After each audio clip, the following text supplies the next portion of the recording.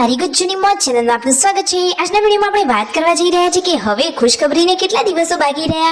હવે ફટોફટ નજીકમાં જ ખુશખબરી આવી રહી છે। તો ફાઇનલી આજે ડેટ જણાવી દેવામાં આવે। આજે દવાખાને ગયા, પૂનમ ભાભીને આજે ડોક્ટરે શું કહ્યું અને કાજલ બેનીબા માટે આજે ઘણા બધા કપડાની શોપિંગ કરી। તો કેવા કેવા કપડાં લીધા, શોપિંગ માટે કોણ કોણ ગયું હતું, બધી જ માહિતી મળશે તમને આપણા આ વિડીયોમાં। મારી ચેનલ પર નવા હોય તો ચેનલને ફટોફટ લાઈક, શેર અને સબસ્ક્રાઇબ કરી દો। Full video in life of Thakor channel દોસ્તો, ફૂલ વિડીયોની લિંક ડિસ્ક્રિપ્શનમાં મૂકેલી છે, ત્યાં જઈ તમે આખો વિડીયો વોચ કરી શકો છો। આવી ટૂંકી ટચુકડી લાઈવ લેટેસ્ટ ટ્રેન્ડિંગ માહિતી મેળવવા માટે કરી દો મારી ચેનલને ફટાફટ સબસ્ક્રાઇબ। તો ચાલો દોસ્તો, વધારે રાહ ન જોતા આપણે વિડીયોની શરૂઆત કરી દઈએ છીએ।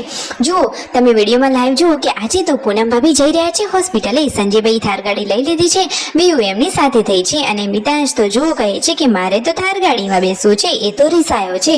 તો ફાઇનલી પૂનમ ભાભીથી તો એનું આ રડવાનું જોવાયું નહીં, એ તો ખૂબ જ દયાળુ છે। તો જુઓ, થોડીક વાર મિતાંશને ગાડીમાં બેસાડી અને એટલામાં આંટો મરાવી દીધો અને પછી ફાઇનલી કાજલ બેનીબાને દિવ્યાંશને જોઈ અને મિતાંશને તેમને સોંપી દીધો અને ફાઇનલી હવે તેઓ જઈ રહ્યા છે હોસ્પિટલે।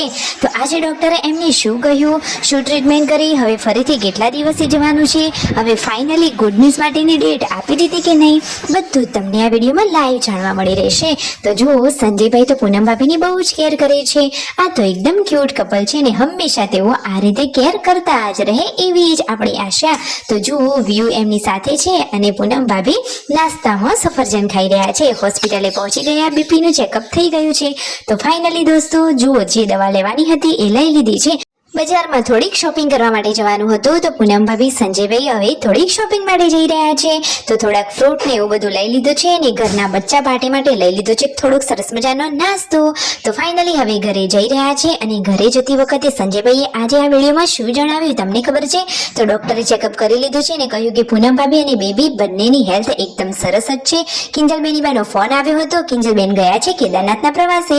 તો જુઓ, પૂનમ ભાભી એમની સાથે વાતોચીતો કરી રહ્યા છે અને પછી સંજયભાઈ પણ વાત કરી રહ્યા છે કે બેનીબા તમે ત્યાં ધ્યાનથી ફરજો, કેદારનાથ તો જવું પડે તો ધ્યાન તો રાખવું જ પડે ને।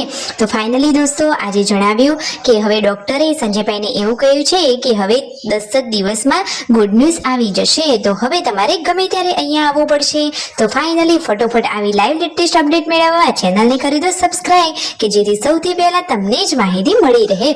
ઘરે આવી બધા લોકો જમવા માટે બેસી ગયા છે અને બચ્ચા પાર્ટીને નાસ્તામાં લાવી દીધા છે સરસ મજાના ગરમા ગરમ સમોસા। તો બચ્ચા પાર્ટીને તો આજે મજા જ પડી ગઈ છે।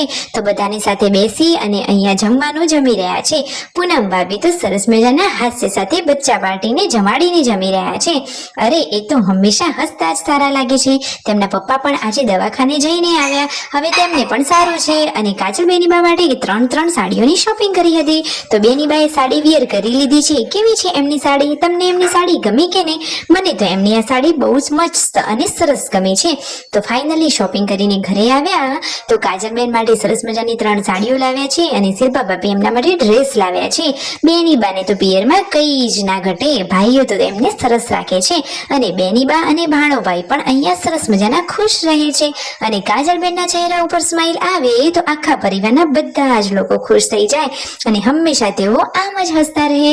તો જે શોપિંગ કરીને લાવ્યા હતા એ પાર્વતી ભાભી અને પૂનમ ભાભી ચેક કરી રહ્યા છે અને જો રાકેશભાઈ તો શિલ્પા ભાભીનો ડ્રેસ બતાવી રહ્યા છે।